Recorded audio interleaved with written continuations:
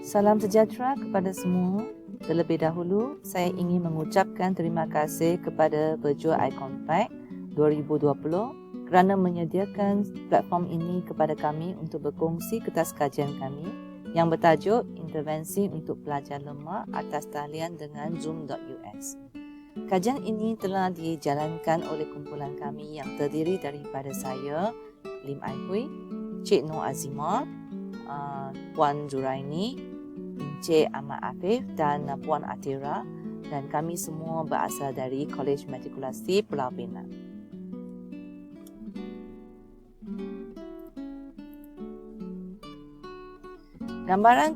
Mari kita lihat sedikit gambaran keseluruhan bagi kajian kami.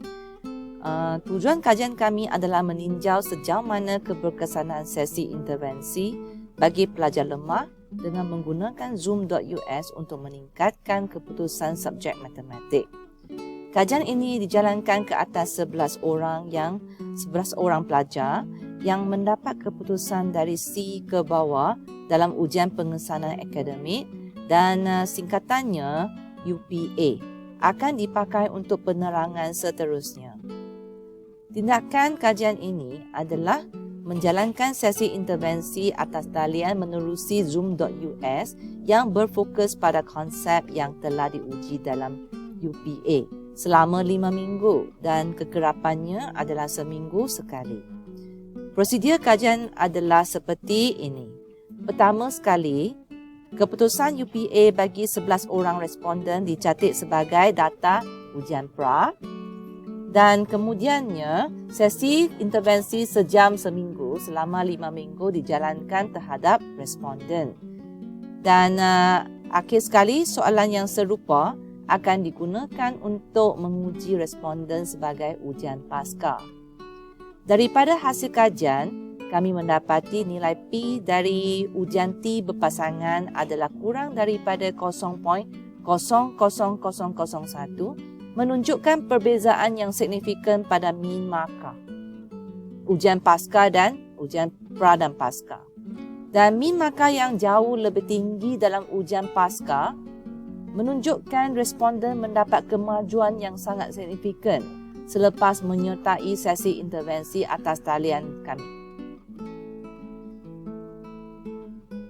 Latar belakang kajian, Razak 2013 dalam kajiannya beliau mendapati kaedah pembelajaran dan pengajaran yang bergantung sepenuhnya pada guru, papan hitam dan buku teks iaitu cara yang tradisional adalah kurang sesuai digunakan dalam sistem pendidikan yang moden.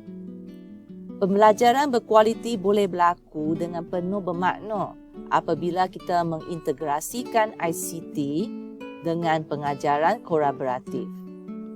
Pembelajaran atas talian adalah satu pendekatan inovatif untuk menyampaikan maklumat berpusatkan kepada pelajar dengan kemudahan pembelajaran yang maksimum kerana ia sangat fleksibel kepada sesiapa sahaja dan boleh laksanakan kelas di mana-mana dan bila-bila masa.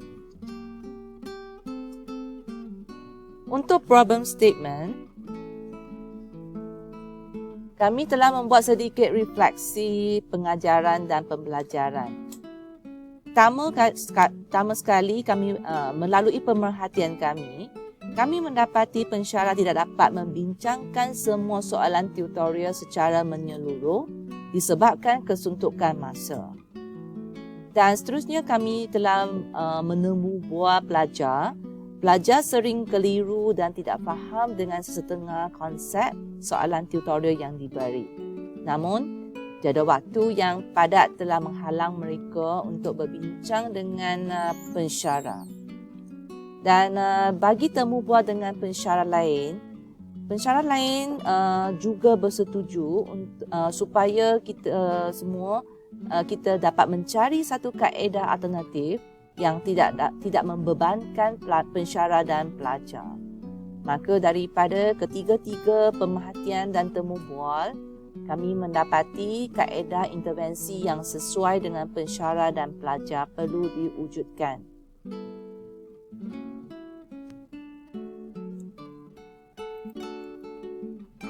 Bagi fokus kajian, pelajar dan pensyarah menghadapi masalah dalam mencari masa yang sesuai untuk menjalankan sesi intervensi pada waktu pejabat. Dan pelajar lemah memang memerlukan bantuan pensyarah untuk mengikuti proses pembelajaran, dan satu kaedah iaitu dengan mengadakan sesi intervensi yang fleksibel perlu diwujudkan untuk membantu pelajar, terutama pelajar yang lemah. Dan bagi objektif kajian, kami telah membahagikan objektif kajian kepada dua kategori, iaitu objektif umum dan objektif khusus. Objektif umum iaitu membantu pelajar lemah untuk meningkatkan keputusan subjek matematik melalui sesi intervensi dengan Zoom.us.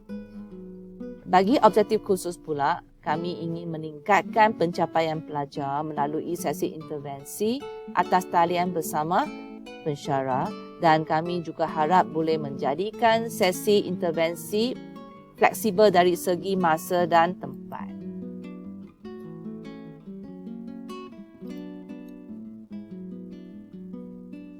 Kumpulan sasaran bagi kajian kami adalah 11 orang pelajar program matrikulasi sistem 1 tahun ambilan 2019-2020 yang mendapat keputusan grade C ke bawah dalam ujian pengesanan akademik iaitu UPA bagi subjek matematik.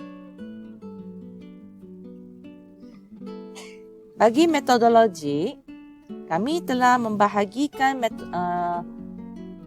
kajian kami kepada 4 peringkat, iaitu peringkat pertama, responden kajian dipilih berdasarkan keputusan UPA yang kurang memuaskan, iaitu kami akan catat keputusan UPA itu sebagai ujian pra, dan ini merupakan jadual bagi markah responden waktu UPA.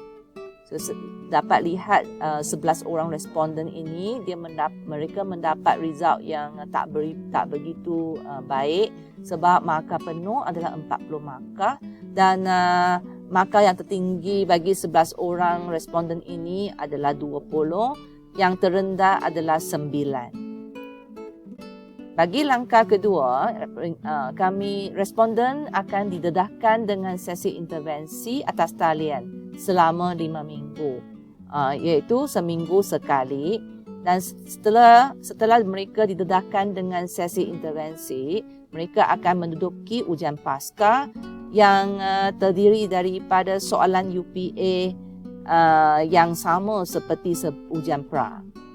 Selepas itu, kumpulan kami akan membuat analisis, refleksi dan perbincangan bersama.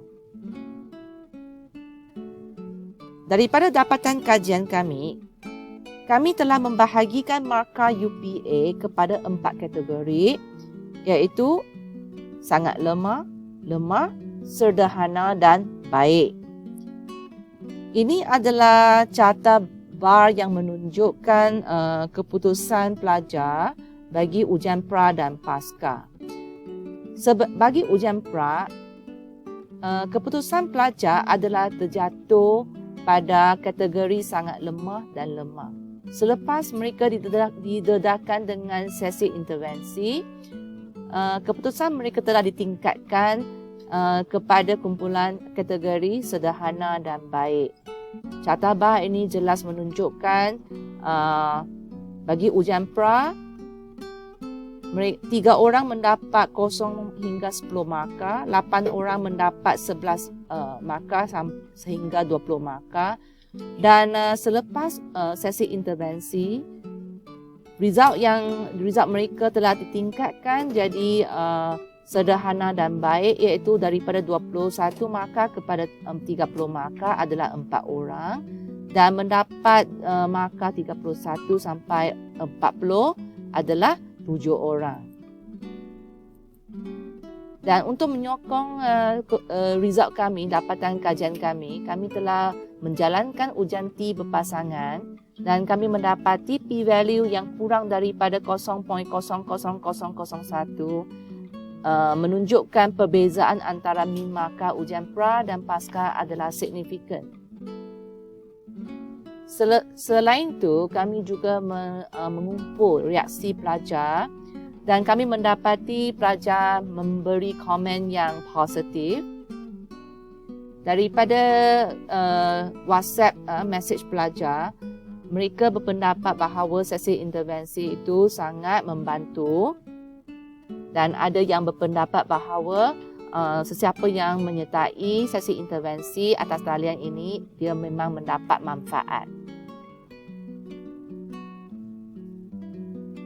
Bagi refleksi dan kesimpulan, sesi intervensi atas talian dapat membantu pelajar yang lemah dalam membangunkan keyakinan diri melalui pembelajaran secara maya.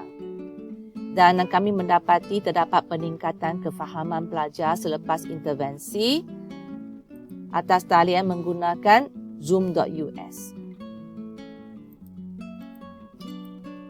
Pelaksanaan intervensi atas talian sangat membantu PDP secara fleksibel yang mana tidak perlu terikat pada waktu-waktu tertentu seperti sebelum ini. Dan kami mendapati capaian internet yang baik merupakan cabaran utama untuk menjalankan intervensi atas talian. Dan cabaran ini, kekangan ini perlu diatasi.